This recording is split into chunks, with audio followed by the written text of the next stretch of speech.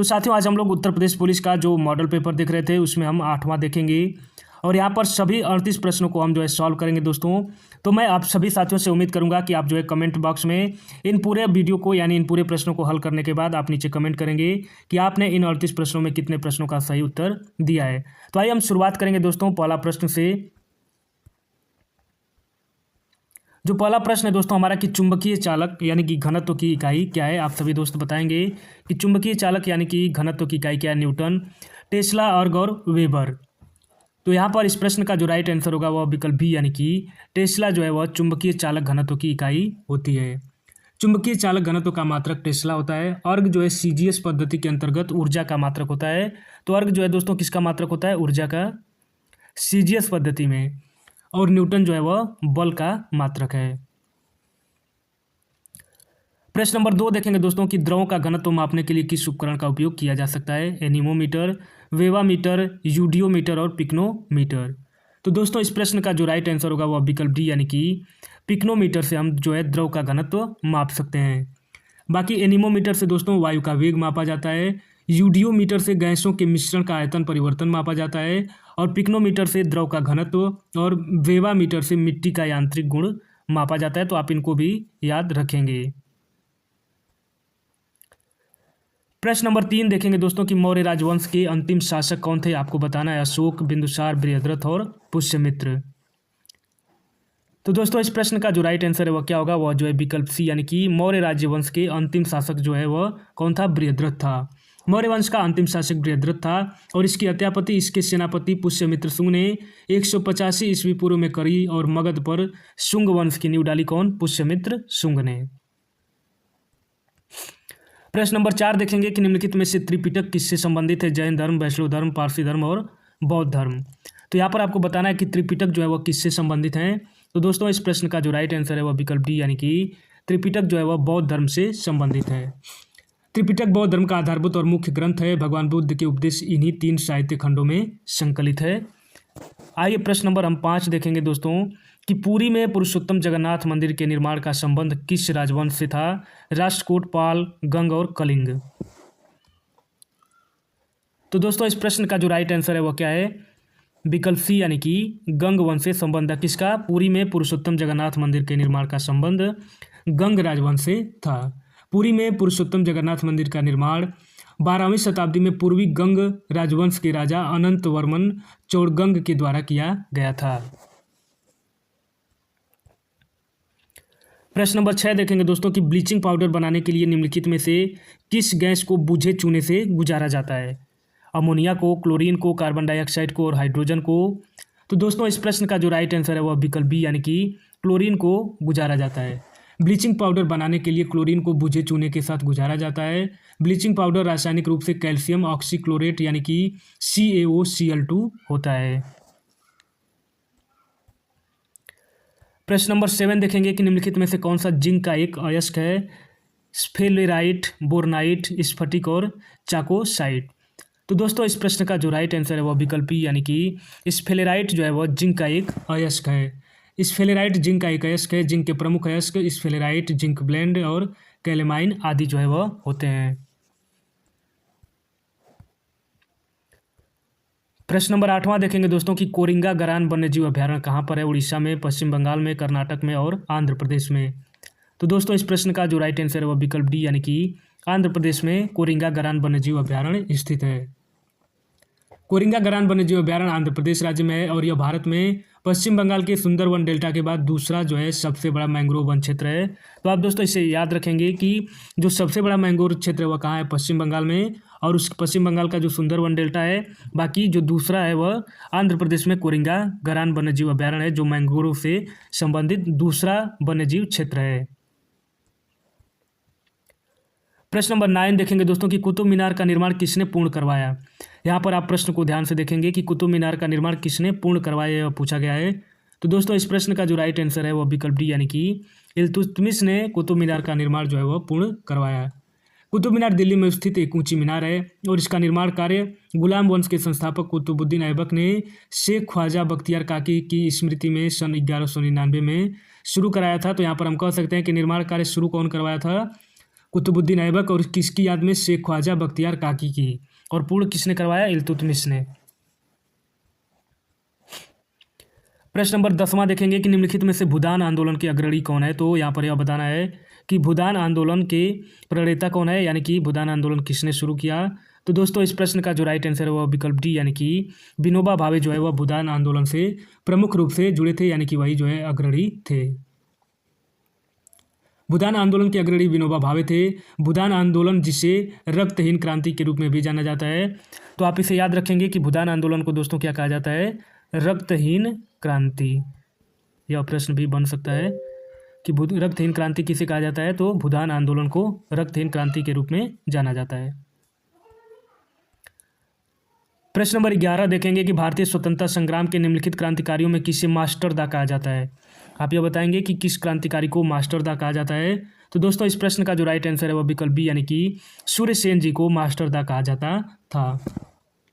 भारत की स्वतंत्रता के लिए संघर्ष करने वाले प्रसिद्ध क्रांतिकारियों में से एक सूर्यसेन को मास्टरदा के नाम से संबोधित किया जाता था।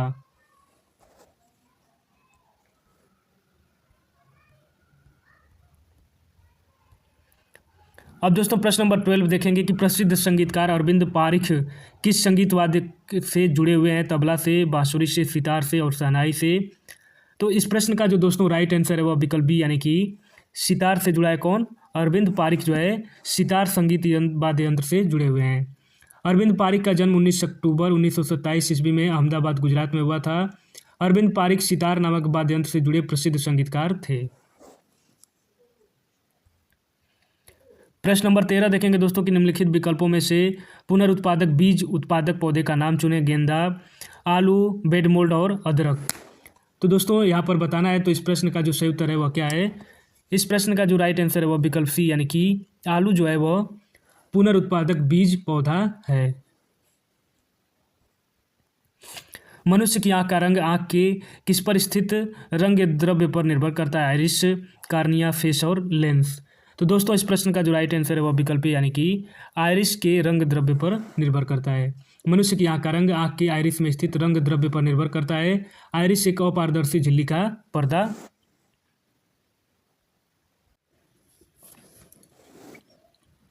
तो यहाँ पर मनुष्य की आंख का रंग आंख के आइरिस में स्थित रंग द्रव्य पर निर्भर करता है और आइरिस एक अपारदर्शी झिल्ली का पर्दा होता है।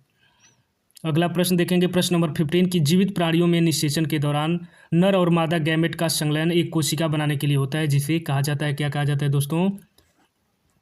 तो इस प्रश्न का जो राइट आंसर है वह विकल्प है, यानी कि उसे युग्मनज कहा जाता है। मनुष्य में निषेचन की प्रक्रिया फैलोपियन ट्यूब में होती है और इस क्रिया में फैलोपियन ट्यूब में अगुणित शुक्राणु एक अगुणित अंडाणु में समेकित हो जाता है। प्रश्न नंबर 16 देखेंगे दोस्तों कि गरीबी रेखा से नीचे के लोगों का अनुपात किसके द्वारा अनुमानित किया जाता है? गरीबी सूचकांक, लोगों की संख्या के अनुपात, विश्व मुहन सूचक और गरीबी रेखा से नीचे। तो दोस्तों इस प्रश्न का जो राइट आंसर है वह विकल्प बी, यानी कि लोगों की संख्या के अनुपात में अनुमानित किया जाता है। गरीबी रेखा से नीचे जीवन बिता रहे लोगों का अध्ययन राष्ट्रीय नमूना सर्वेक्षण संगठन यानी कि NSSO के द्वारा किया जाता है। निर्धनों की संख्या ज्ञात करने हेतु काउंट विधि का प्रयोग किया जाता है और इस विधि के अनुसार किसी देश के कुल निर्धनों तथा कुल जनसंख्या के अनुपात में 100 से गुणा करके निर्धनता की संख्या का आधिकारिक गुणांक प्राप्त किया जाता है। कॉफ़ी का मूल स्थान निम्नलिखित में से कौन सा देश है? तो दोस्तों इस प्रश्न का जो राइट आंसर है वह विकल्प है, यानी कि इथियोपिया। काफ़ी कावा एक पदार्थ है जो एक प्रकार की झाड़ी पर लगे हुए फलों से निकले हुए बीजों से प्राप्त होता है और इसकी सर्वप्रथम उत्पत्ति इथियोपिया में हुई थी। ब्राज़ील विश्व का सबसे बड़ा कहवा उत्पादक देश है। तो दोस्तों आप ब्राज़ील से कंफ्यूज नहीं होंगे, कॉफ़ी का जो मूल स्थान है वह कहाँ पर है? इथियोपिया में। नीली क्रांति संबंधित है किससे? कृषि, दूध, मत्स्य पालन और ऊन। तो दोस्तों इस प्रश्न का जो राइट आंसर है वह विकल्प बी, यानी कि नीली क्रांति का संबंध किससे दोस्तों? मत्स्य उत्पादन यानी कि मछली उत्पादन से। बाकी हरित क्रांति कृषि उत्पादन, गुलाबी क्रांति झींगा उत्पादन, रजत क्रांति अंडा उत्पादन और श्वेत क्रांति दुग्ध उत्पादन से संबंधित अन्य क्रांतियां हैं। प्रश्न नंबर 19 देखेंगे कि विश्व की सबसे गहरी झील है दोस्तों। तो इस प्रश्न का जो राइट आंसर होगा वो विकल्प है, यानी कि बैकाल झील विश्व की सबसे गहरी झील है। और आइए देखते हैं कि बैकाल झील कहाँ पर स्थित है। तो रूस के साइबेरिया में स्थित बैकाल झील विश्व की सबसे गहरी यानी कि 1644 मीटर गहरी झील है और इस झील को यूनेस्को ने विश्व की अनूठी प्राकृतिक विरासत की सूची में शामिल कर लिया है। तो बैकाल झील कहाँ पर है दोस्तों? रूस के साइबेरिया में। प्रश्न नंबर 20 देखेंगे कि किस महाद्वीप में कोई ठंडा मौसम नहीं है? अफ्रीका, ऑस्ट्रेलिया, दक्षिण अफ्रीका और एशिया। तो दोस्तों इस प्रश्न का जो सही उत्तर है वह विकल्प ए यानी कि अफ्रीका में। अफ्रीका महाद्वीप में कोई ठंडा मौसम नहीं होता है। अफ्रीका एशिया के बाद विश्व का दूसरा सबसे बड़ा महाद्वीप है और भूमध्य रेखा अफ्रीका महाद्वीप के लगभग मध्य से होकर के गुजरती है। प्रश्न नंबर 21 देखेंगे कि निम्नलिखित भारतीय राज्यों में से कहाँ से कर्क रेखा नहीं गुजरती? राजस्थान, मिजोरम, त्रिपुरा और उत्तर प्रदेश। तो दोस्तों इस प्रश्न का जो सही उत्तर है वह विकल्प डी यानी कि कर्क रेखा जो है वह उत्तर प्रदेश से नहीं गुजरती। भारत में कर्क रेखा 8 राज्यों मित्र पर गमछाझार आप सभी जानते होंगे। गुजरात, राजस्थान, मध्य प्रदेश, छत्तीसगढ़, झारखंड, पश्चिम बंगाल, त्रिपुरा तथा मिजोरम से होकर गुजरती है। कर्क रेखा उत्तर प्रदेश से होकर के नहीं गुजरती। बाकी राजस्थान, मिजोरम, त्रिपुरा आदि जो है 8 राज्यों से गुजरती है। प्रश्न नंबर 22 देखेंगे कि टिहरी बांध कहाँ पर स्थित है? दोस्तों आपको बताना है। तो इस प्रश्न का जो राइट आंसर है वो विकल्प यानी कि टिहरी बांध कहाँ पर है? भागीरथी नदी पर। टिहरी बांध परियोजना भारत की नदी घाटी परियोजनाओं में से एक है। इस परियोजना के अंतर्गत उत्तराखंड राज्य के टिहरी जिले में भागीरथी नदी पर टिहरी बांध का निर्माण किया गया है। प्रश्न नंबर 23 देखेंगे कि अंतर्राष्ट्रीय न्यायालय किस देश में स्थित है? तो दोस्तों इस प्रश्न का जो राइट आंसर होगा वह विकल्प है यानी कि अंतर्राष्ट्रीय न्यायालय कहाँ पर है दोस्तों? नीदरलैंड में। अंतर्राष्ट्रीय न्यायालय संयुक्त राष्ट्र का प्रधान न्यायिक अंग है और संयुक्त राष्ट्र के मुख्य अंगों में से एक है। इसकी स्थापना वर्ष 1945 में हुई थी और उसका मुख्यालय जो है द हेग, नीदरलैंड में अवस्थित है। रियाल इसकी मुद्रा है, यानी रियाल किस देश की मुद्रा है? तो दोस्तों इस प्रश्न का जो राइट आंसर है वह विकल्प है यानी कि रियाल जो है वह सऊदी अरब की मुद्रा है। अब दोस्तों यहाँ पर देख लेते हैं कि रियाल जो है सऊदी अरब की मुद्रा है तथा 3 अन्य देशों की भी मुद्रा रियाल है, जिसका नाम ईरान, कतर व यमन है। यानी कि सऊदी अरब के अलावा 3 ऐसे देश हैं जिनकी मुद्रा का नाम रियाल है। वह देश है ईरान, कतर व यमन। प्रश्न नंबर 25 देखेंगे कि हिंदी दिवस किस दिन मनाया जाता है दोस्तों? तो इस प्रश्न का जो राइट आंसर है वह विकल्प सी यानी कि 14 सितंबर को हिंदी दिवस मनाया जाता है। हिंदी दिवस 14 सितंबर को मनाया जाता है। भारत की स्वतंत्रता के बाद 14 सितंबर 1949 को संविधान सभा द्वारा हिंदी को राजभाषा एवं लिपि देवनागरी स्वीकृत किया गया दोस्तों। तो आप याद रखेंगे 14 सितंबर 1949 को क्या हुआ दोस्तों? यहाँ पर हिंदी को संविधान सभा के द्वारा राजभाषा, याद रखेंगे दोस्तों, हिंदी हमारे देश की राजभाषा है, न कि राष्ट्रभाषा है। राष्ट्रभाषा का मतलब दोस्तों कि पूरे राष्ट्र की भाषा के रूप में हिंदी को स्वीकार नहीं किया गया है। यह जो है एक ऑफिशियल लैंग्वेज यानी कि राजभाषा के रूप में हिंदी को स्वीकार किया गया है और लिपि जो है वह इसकी देवनागरी है। डिस्कवरी ऑफ इंडिया के लेखक कौन है? तो दोस्तों इस प्रश्न का जो राइट आंसर है वह विकल्प बी यानी कि डिस्कवरी ऑफ इंडिया किसने लिखा है? जवाहरलाल नेहरू जी ने। Jawaharlal Nehru discovery of India, glimpses of world history, India and world, a bunch of old letter के लेखक हैं। तो जवाहरलाल नेहरू ने अन्य कई किताबें भी लिखी है, तो उनको भी आप याद करेंगे। राज्य और केंद्र शासित प्रदेश की सूची भारत के संविधान की किस अनुसूची में उल्लिखित है? तो दोस्तों इस प्रश्न का जो राइट आंसर है वह विकल्प डी यानी कि पहली अनुसूची में ही राज्य और केंद्र शासित प्रदेश की सूची भारतीय संविधान की पहली अनुसूची में उल्लिखित है। राज्य और केंद्र शासित प्रदेश की सूची भारत के संविधान की पहली अनुसूची में उल्लिखित है।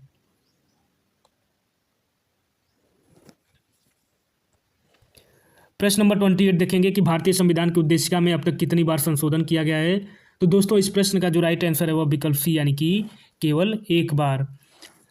भारतीय संविधान की उद्देशिका में केवल एक बार संशोधन किया गया और उद्देशिका में 42वां संविधान संशोधन अधिनियम 1976 के द्वारा 3 नए शब्द समाजवादी, पंथ निरपेक्ष और अखंडता शब्द जोड़े गए। किसके द्वारा दोस्तों? 42वां संविधान संशोधन, और यह कब हुआ था?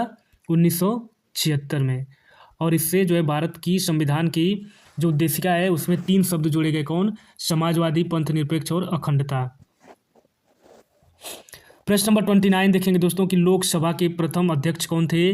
तो दोस्तों इस प्रश्न का जो राइट आंसर है वह विकल्प यानी कि जीवी मावलंकर। एक समय था दोस्तों यह प्रश्न हर परीक्षाओं में पूछा जाता था, तो आज भी इस प्रश्न का जो एग्जिस्टेंस है और यह प्रश्न पूछा जा सकता है कि लोकसभा के प्रथम अध्यक्ष, यह एसएससी का फेवरेट प्रश्न था। तो लोकसभा के प्रथम अध्यक्ष जीवी मावलंकर थे।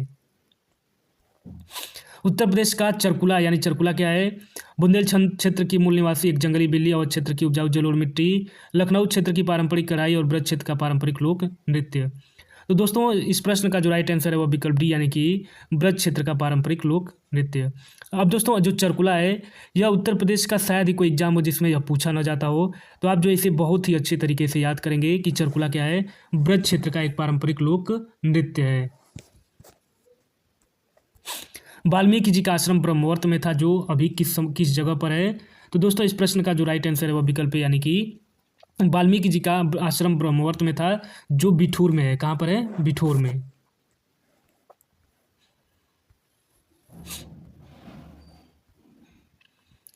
अगला प्रश्न देखेंगे कि वाराणसी के विश्वनाथ मंदिर का निर्माण किसके द्वारा कराया गया था? तो दोस्तों इस प्रश्न का जो राइट आंसर है वह विकल्प यानी कि रानी अहिल्याबाई जी के द्वारा। परंतु दोस्तों अगर अब देखा जाए, अब जो नया निर्माण हुआ है तो यह किसके द्वारा कराया गया है? तो यह जो है माननीय मोदी जी के द्वारा काफ़ी भव्य निर्माण कराया गया है। परंतु जो पुराना निर्माण कार्य था वह किसके द्वारा कराया गया था? महारानी अहिल्याबाई होलकर ने। काशी विश्वनाथ मंदिर वाराणसी का निर्माण 1780 में इंदौर की महारानी अहिल्याबाई होलकर ने करवाया था। कब दोस्तों? याद रखेंगे डेट, 1780 में। लेकिन वर्तमान में जो निर्माण कार्य करवाया किसने दोस्तों? नरेंद्र मोदी जी ने। काफ़ी भव्य निर्माण और स्मार्ट तरीके से करवाया गया है। प्रश्न नंबर 33 देखेंगे कि स्वतंत्रता के बाद उत्तर प्रदेश के पहले मुख्यमंत्री कौन थे? तो दोस्तों इस प्रश्न का जो राइट आंसर होगा वह विकल्प यानी कि पंडित गोविंद बल्लभ पंत जो है स्वतंत्रता के बाद उत्तर प्रदेश के पहले मुख्यमंत्री थे। भारतीय पुलिस सेवा यानी कि आईपीएस के लिए नियंत्रण प्राधिकारी कौन होता है? तो दोस्तों इस प्रश्न का जो राइट आंसर है वह क्या होगा? वह जो है विकल्प यानी कि गृह मंत्रालय जो है इस प्रश्न का राइट आंसर होगा। प्रश्न नंबर 35 देखेंगे दोस्तों कि निम्नलिखित में से कौन सा उत्तर प्रदेश का सबसे पुराना विश्वविद्यालय है? आप सभी को बताना है दोस्तों कि उत्तर प्रदेश का सबसे पुराना विश्वविद्यालय कौन है। तो दोस्तों इस प्रश्न का जो राइट आंसर है वो इलाहाबाद केंद्रीय विश्वविद्यालय यानी कि अब हम जिसको प्रयागराज विश्वविद्यालय कहेंगे, यह उत्तर प्रदेश का सबसे पुराना विश्वविद्यालय है। उत्तर प्रदेश का सबसे पुराना विश्वविद्यालय प्रयागराज केंद्रीय विश्वविद्यालय है और इसे पूर्व के ऑक्सफोर्ड के नाम से भी जाना जाता है। इसकी स्थापना सन 23 सितंबर 1887 ईस्वी को लॉर्ड डफरिन के समय हुई थी। तो यह डेट आप दोस्तों याद रखेंगे, 23 सितंबर 1887 इस समय स्थापना हुई थी और इसमें कार्यकाल किसका था दोस्तों? लॉर्ड डफरिन का। दिसंबर 2023 में प्रवासन और विकास रिपोर्ट 2023 किसने जारी करी? तो दोस्तों इस प्रश्न का जो राइट आंसर है वह विकल्प यानी कि विश्व बैंक ने। और दिसंबर 2023 में जारी आकांक्षा ब्लॉक प्रोग्राम की पॉली डेल्टा रैंकिंग में शीर्ष ब्लॉक किस राज्य का है? तो दोस्तों इस प्रश्न का जो राइट आंसर है वह विकल्प बी यानी तमिलनाडु का। और दिसंबर 2023 में अपनी सभी जिलों में हॉलमार्किंग सेंटर खोलने वाला देश का पहला राज्य कौन सा है? तो दोस्तों इस प्रश्न का जो राइट आंसर है वह विकल्प यानी कि केरल। तो इस तरह से दोस्तों हमने मॉडल पेपर 8 के सभी 38 प्रश्नों को देख लिया, व्याख्या सहित देखा दोस्तों। तो आप सभी दोस्त से मैं उम्मीद करूंगा कि आप सभी साथियों ने जिन्होंने पूरे 38 प्रश्नों को देखा तो आपने उसमें कितने प्रश्नों का उत्तर सही दिया। तो आप जो है नीचे कमेंट बॉक्स में लिखिए कि आपने कितने प्रश्नों का उत्तर इन 38 प्रश्नों में सही किया है।